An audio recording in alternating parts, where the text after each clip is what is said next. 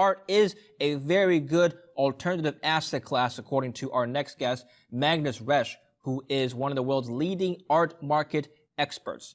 Magnus is an economist, lecturer at Yale, and the founder of several startups, including Larry'sList.com and MagnusClass.com.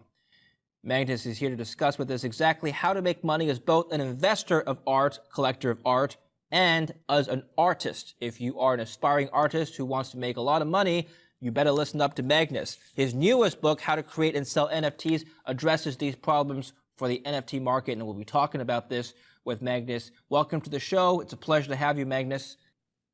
Thank you very much for having me, David.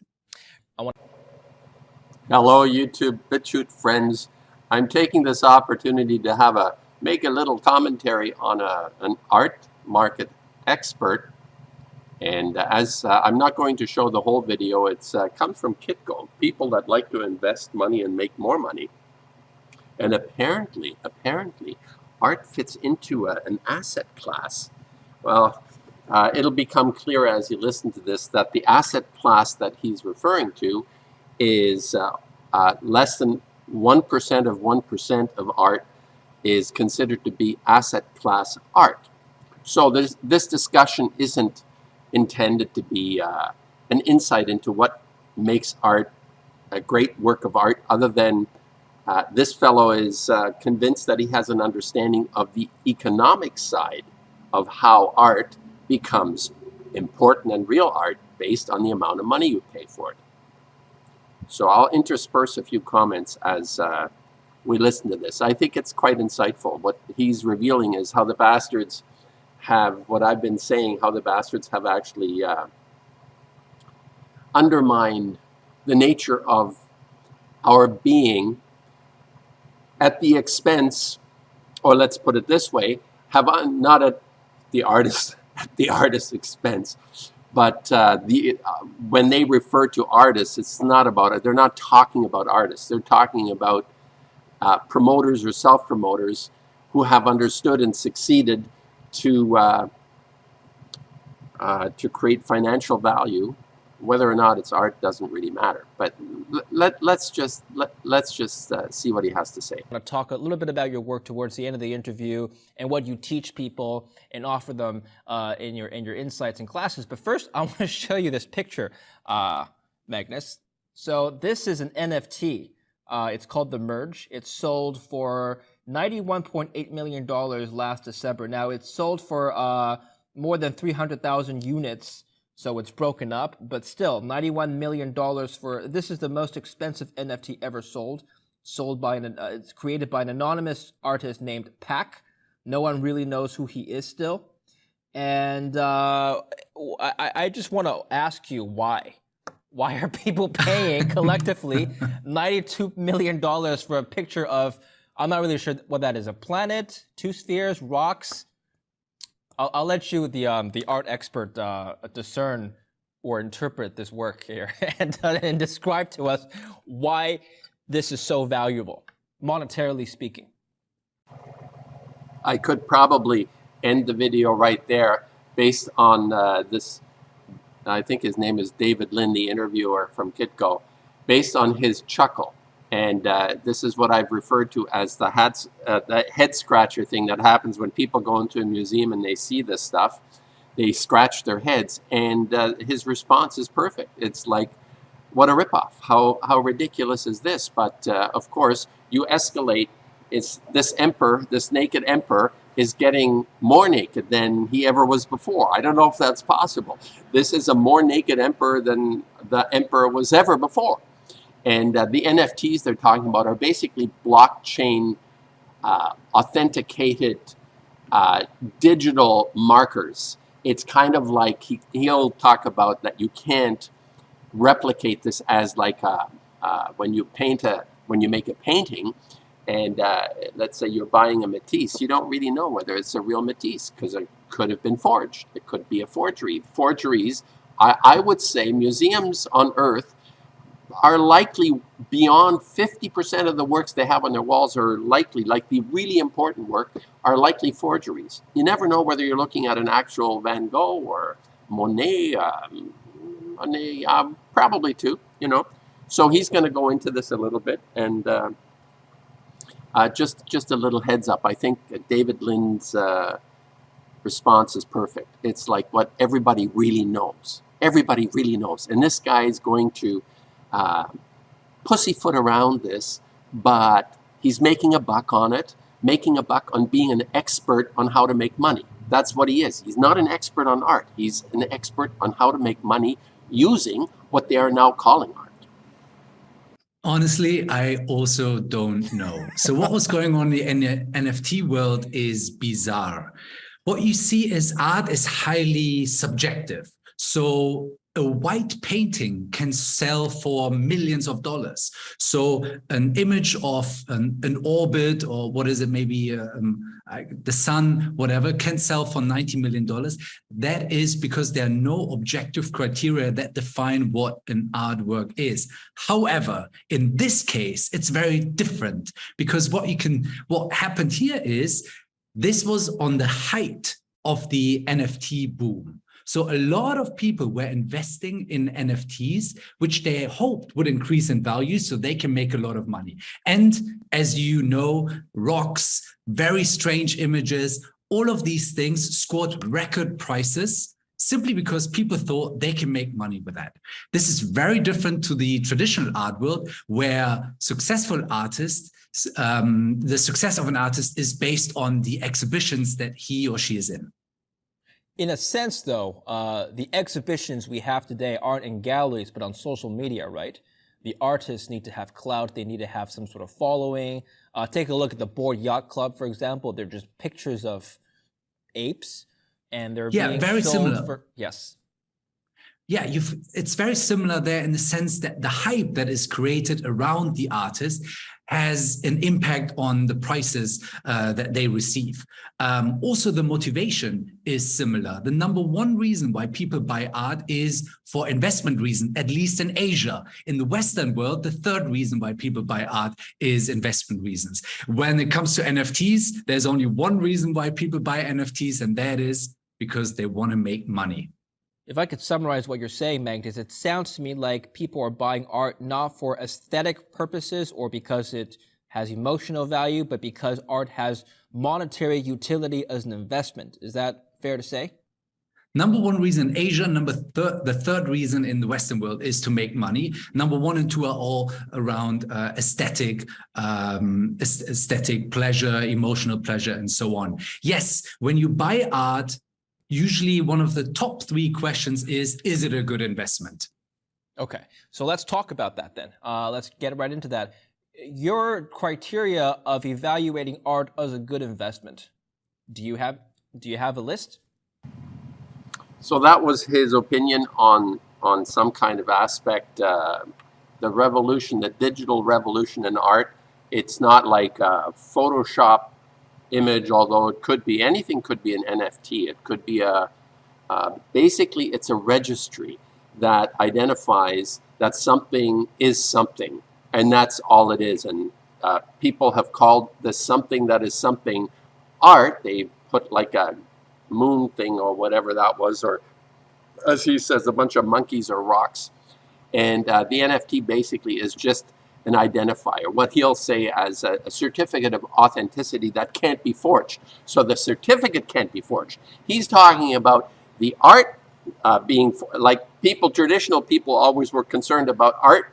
If you were an investor or a collector, you wanted to get the real thing. You didn't want to buy from Duveen or Berenson with his stamp on it, because he put his stamp on a lot of forgeries that the American moguls, the 20th century, early 20th century hacks bought and thought they were real artworks, and they were all forgeries, or a lot of them, or whatever. So it's not even that anymore. It's like the NFTs guarantee the object they identify is authentic, and it can't be forged. A piece of paper, he'll tell us, can be forged. So now what he's going to basically go into is the fact that museums and galleries are fundamentally clearinghouses for their preferred art. In other words, these are basically art that is considered to be of such importance is now being promoted very specifically in what are called museums and a very small group of galleries. He's going to go into this, and it has nothing to do with, as he calls it, subjective. So this is very subjective. What it has to do with is the level of promotion that goes into a particular person, whoever they choose. The bastards will choose somebody, and he mentions Basquiat, who was basically a complete wasted human being with a few brain cells that managed to produce something the bastards figured represented their demon world in the best possible way at that time. And unfortunately, I'm not making a reference to religion here. It's just something in terms of the intent. You can feel the intent behind a work, and it doesn't necessarily discredit certain artists who identify the nature of the bastards. Quite often are promoted by the bastards. So it's not like the bastards, ironically, don't give us inspiring work that gotta close my windows. Inspiring work that that would lead us towards some higher sense of ourselves. It, generally speaking, what they promote is focused on, as in the beginning, he scratches his head and he's laughing. So people are just sort of scratching their head and laughing, but with a very sinister aspect. There is a vulgar side to all of this art. And not that I mean, I showed you the, what was it, that Goya painting, even the Rubens. I mean, I wouldn't call it vulgar. I would call it extremely disturbing. So there's a difference in what the bastards like to promote that is disturbing on one level, but it has a real flow with vulgarity as well. There is a vulgarity connected to it, or a kind of nihilism almost that is always associated with contemporary art. I don't want to get too long in my commentary. He's going to articulate some of this right now, and I'm probably going to end it there, because everything else, you can listen to it. I'll attach a link. You can listen to his analysis of what an expensive object that is called an artwork, what makes it expensive is an incredible network of networkers and promoters, fundamentally museums, top museums, and as he says, a few galleries, maybe a handful of galleries, 12, 15, 20 galleries, probably worldwide, with most of them being in New York. He's still New York centric. So it's probably just what I'm saying here is I'm giving what I've always hinted towards to do a discussion. This is a bit of a lead-in. I mean, it's the tip of the iceberg of people missing it. Like this kid, I call him a kid. He's probably not a kid. He's maybe in his 30s, and he's a network professional. He knows how to network. He knows how to tap into the system. He's not interested in what he calls the subjective part. He's only interested in what will make money to people that he wants to get money from as well. So, if he was so smart, he would just buy art and make money. But you need a lot of money in order to make money when you buy this, what is called blue chip or secondary market art. So let me just see what else he has to say. Well, it's very simple. There are no, in sports, it's simple, right? There are very objective criteria. The fastest runner is the one that crosses the line first. The best golf player is the one that needs the least amount of hits. In art, those objective criteria don't exist. So something else takes over. We analyzed 500,000 artists and their price points in order to find out why do some artists sell for a lot of money and others who do something very similar sell for much less. The outcome of our research, which took us 6 years, and the paper was published in Science magazine, is a map. And the map shows the network of institutions that the artist is in. So we were able to show that there's only one network that leads to success. And that network consists of a few galleries and a few museums. 9 of the top 10 institutions in this one central network, I also call it the Holy Land, are in New York. So basically what you're saying is there's an industry around selling art, and it sounds to me like it's more of an oligarchy or sort of a monopoly, even a cartel, if you want to call it that. They're controlling the entire market, and I guess they have resources that other artists don't have when it comes to marketing and publicity? Well, these are all ugly words, David, I know. to describe an industry that prides itself in being so open, liberal, and inclusive, and fancy, elegant, sexy. Of course. I wouldn't use these words, of course. The truth is, success is defined by and made by only a handful of people. If you're not part of this one central network, you will not make it in the art world.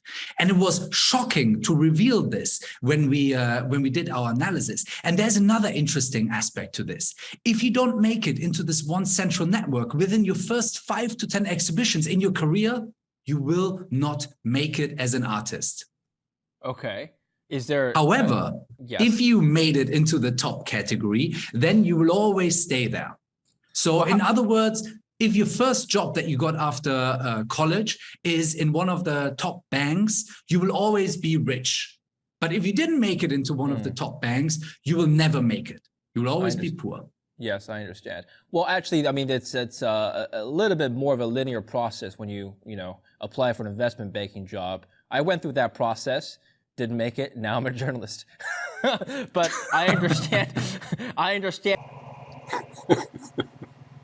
This is like picking low-hanging fruit. It's not even a challenge to even address this character. I mean, I can't really see much fault in him. He's upfront. He's totally upfront. The word art is irrelevant. It could be peanuts. It could be widgets. It could be cogs. It could be anything. You put a name in front of something and then promote it, and that's basically his concept of art. He may have he's teaching, I think, Harvard or Yale or something, and he's has his degrees in I imagine sodomy might come into it. I don't know. When you get into that higher echelon of bastards and the people that are running the show, there is a lot of degeneracy also going on. He has a lovely smiling face, and he's got the perfect hair, and he's got the Swiss-Austrian accent, which is perfect because one of the big hyena galleries comes out of Switzerland, Bischofberger, who was notorious for, actually, Bischofberger was the gallery that promoted Basquiat, who was also Andy Warhol, who understood this very well, what this fellow is saying. Warhol had understood like 45, 50 years ago already, or more, 60 years ago. Warhol understood this intuitively. And Bischofberger was one of the people that Warhol hobnobbed with, and Bischofberger would buy. He had collectors that said, listen, we want to make money. Art? Yeah, okay, well, you can use art. So Bischofberger says, yeah, I'll do the art thing. He could have done anything else too. So in the case of Basquiat, Bischofberger got maybe 5 investors. They all threw in $1 million. And over a period of time, they bought a substantial number of Basquiats, maybe 20, maybe 100. And then Bischofberger would, especially after Basquiat died, which helped Bischofberger as well in his networking, he would create a market for the work by putting it into auctions, Sotheby's, and he would buy them back himself. So he'd bought the work, let's say on average, for $5,000 a painting, which was substantial already at that time. But he bought a lot of them, 20, 30, 40. And then over time, what he would do is he would start putting them into auctions while Basquiat was alive, and he would buy them back for $20,000. And then that created a base, like what this guy is talking about. It created a base for something that the bastards wanted to promote. And ultimately, it ended up with Basquiat getting 30 million, 40, 50 million. He's dead, of course, which is something I think they like. The 27-year club. Basquiat was one of the 27-year club. He died in his 28th year. He was 27-something. So it all fits in. These are all signals and indications, but I'm not going to get into that right now. I just wanted you to have a look at, whenever I talk about art, this is the least of interest for me, but it's the most of interest for people that think of themselves as being interested in art. What they always end up, for the most part, is monetary values. And museums all you're being represented is money. You're not seeing art on the wall. What you're seeing is money on the wall. And in terms of the whatever is expressed in that work, generally speaking, there are exceptions, but generally speaking, are fundamentally extremely vulgar, extremely unpleasant, even from not just like physically, although physically too quite often it's like it's really vomit kind of feeling thing. But people like in the very beginning, David Lynn laughed and chuckled. It's like a head scratcher. And serious people are probably not going to chuckle because they don't want to be embarrassed by with their neighbor standing next to them, you know, saying, "What the fuck is this? What kind of shit am I looking at here?" And I'm going to attach a link. I'll attach a link to this guy. I'm not going to continue letting you see him on. I don't know. Maybe they'll flag this, and I can't do it because it's copyright. We'll see. Anyway, it's a very good 101 introduction to the nothingness of art that is represented in culture. Art, what he says, the one of he'll go on after this giving numbers about 1% of 1%, or it's even less, and the values that are established when they say that it's a market of $60 billion, but let's say 20 artists capture 50 billion of that or something, right? It's like a very small number of artists capture the majority of the money that's in this market. So how is it representative of what is permitted? What is permitted to be put to the public? And as a person in the public, it's up to each individual to pursue through their own calling, their own intuitive self, some connection with anything that actually is meaningful and matters. And if money is all that matters, well, you listen to this guy because he knows the bastards. He's actually in cahoots with DiCaprio, another one of these hyenas from Hollywood. He's associating with him. He's got the cute look. He's got all the equipment necessary to succeed in this world of reptiles and hyenas. He's like a perfect. He's the poster child for what is out there. And again, he can present whatever he wants, his investment strategies or whatever. The fact that there is the word art connected to it is extremely misleading.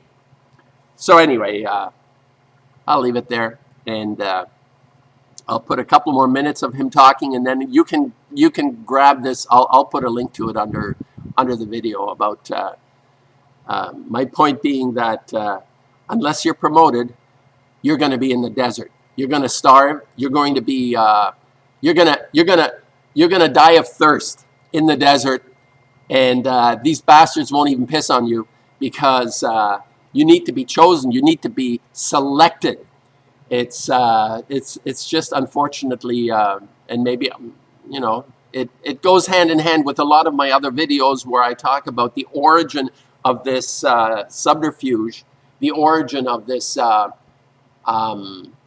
deception, the origin of the deception. So I might continue on this in this vein. I wanted to do some art videos. I might do a little bit more and attempt the best I can to articulate the nature of what I understand to be a meaningful and significant, important artwork, both not just subjectively, but in essence capturing the meaning of the mystery as, you know, something that can't be verbalized necessarily, but a picture can be a better way of articulating the mystery. His mystery is simple: how much money you got in your pocket. And the linear process, you get good grades, you go through the interviews, you network, and if they like you, you get a job. You get an internship, you get hired. When you come back for the following year, it's not so linear in the art world now, is it, Magnus? Well, so it is what gets you into the question is really what gets you into one of these institutions. And that is the network. It is not the actual art. We looked at all the different other factors, colors of the paintings, subject, material, age of the artist, and so on. But what's really mattered for the success of an artist is the network that is in. So I recommend all the artists in my books. I wrote one book, How to Become a Successful Artist, where I described the findings of our paper. Yes. And what I described in there is, hey, artists, rather than spending all time in your studio and working on your next artwork, you should go out and network. Last note. There's still quite a bit left in this video. There's probably 20 minutes or more left, but I'll leave it here. My last note, reading his book, simply put, you don't need to read his book. What he is saying is, get yourself a top-notch promoter and you're going to be successful. And the more hooked into this network, this what I call the bastards out there who are running this world under our noses. We know exactly the subterfuge under our noses, but there are people who specialize in conforming and adjusting their lives to the people that need to be pleased. The people that are, in effect, going to structure culture for us need to be pleased. And if you find a promoter, this is the cynical part of it, let's say, on the highest level, your promoters are going to be hyenas on the level like eyes wide shut, that kind of idea. So that's what his book is saying. You want to be a successful artist, you got to be an eyes wide shut. Simple as that. And on a positive note, though, as far as I'm concerned, the actual, the sentiment, the spirit, the soul, the character, the essence of what it means to be a human being is actually carried to a large extent by dedicated people that are painters, sculptors, writers, artists, true artists that'll never be known to the world. They will completely ignored, and after they die, the likelihood of you being as an artist, if you're going to be recognized after you die, that is also a fairy tale. It doesn't work that way. But what is happening, this is something that is not proven. Maybe I have to think about it. But the essence of our spirit is transmitted in this mystery. It's like vibrations. It's basically when you see colors, what is transmitted in a combination of two colors? What is it that you're receiving? What that is, as Harkness again says, in the ether, the thoughts in the ether. There is a communication on a level that we don't understand. And these hyenas try to keep our deer in the headlights attitude by not focusing on that which is really crucial to our nature, our being. But they can't prevent this from happening. The more people are working integrally on their work, this is why I always say, it's like when he says, oh yeah, if you want to be a successful artist and you think you want to be in the studio and just make more work without going and networking, you're going to be a loser. Yeah, you're going to be a loser based on his criteria, the people he relates to. But you're going to be the winner ultimately because you're helping me. You're helping me when you're making that work that is actually coming from the essence of you. You're helping me. You're contributing to this mystery. The way that we're attempting to engage this mystery in a way that when we die, when we leave this mortal existence, this bag of blood is gone. What is it that we have accomplished within the scheme of things within this mystery? And this mystery is not, as Carl Sagan said, this mystery is, it ends when you end. There's nothing else left. And the idea behind that is Carl Sagan pretending that there is nothing is madness, because all we can conceive of is something. So how can you say there is nothing? We can't conceive of nothing. So there is no such thing as nothing, whatever that might be or might not be. I don't know if that makes sense. But if you can't conceive of nothing, it means there is some kind of continuity, for lack of a better word. And you don't have to make it into nailed up guys on crosses. You don't have to create eternity by associating it with the vulgarity of things. This is another subterfuge. The idea of people nailed to a cross that are going to transmit the meaning of the universe. This is highly suspect to me. I'm not going to completely discard martyrdom, but in terms of people are always sacrificed to the to this inner world that wants to assert itself, that kingdom within wants to assert itself, and there are always going to be people. I think if I'm going to give this story credibility, it's because the bastards have their way.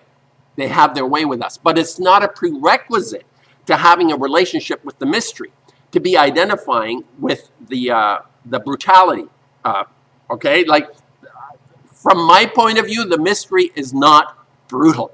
It is actually quite loving and inviting, and it's something like you look at nature and it just draws you in, right? Not like this guy, this Magnus fellow with the perfect Swiss Austrian accent. But I'm not faulting him, because he's just fitting perfectly into the scheme of things, and he's not pretending to know anything about art. He's not pretending to be interested in the mystery. He's just interested in having as many nuts as possible before he ends, before his bag of blood goes back into the earth. That's all he's really interested in. That's what he's telling me. I want to know how to get the most nuts into my little cave before I leave this bag of blood, until the blood drains out of me.